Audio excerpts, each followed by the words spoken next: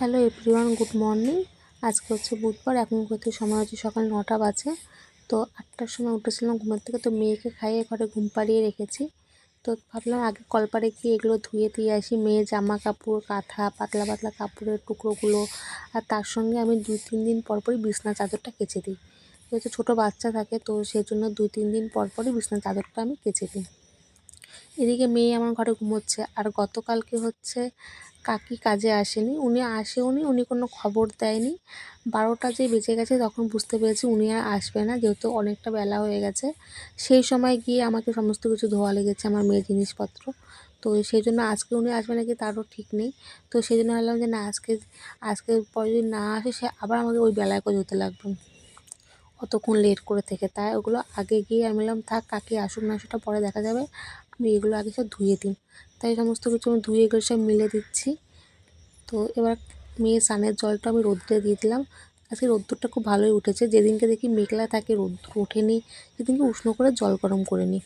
জামা কাপড় মেলতে মেলতে দেখি মেয়ে আমার উঠে গেছে, উঠে খেলা করছিল। তারপর সমস্ত জামা কাপড়টা মিলে এসেছি, সেদিকে মেয়ে হালকা হালকা কান্না শুরু করে দিয়েছে। ওই যে মেয়ে এখন খেলছে, তো মেয়েকে এখন খাওয়াবো, খাইয়ে ঘরে বিছনা তুলে ঘর দোর গোছাবো। এখন হচ্ছে সময় হচ্ছে পুরো 10টা বাজে।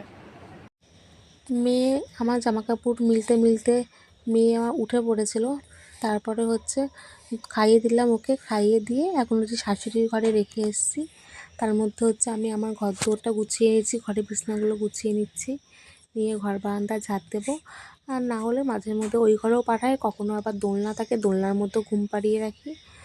যেটাই সুবিধা হয় সেটাই করি। তো আজকে ওই ঘরেই দিয়ে আসলাম। তো এদিকে হচ্ছে বিছনাটা মেয়ের বিছনাটা একবারে করে রাখছি।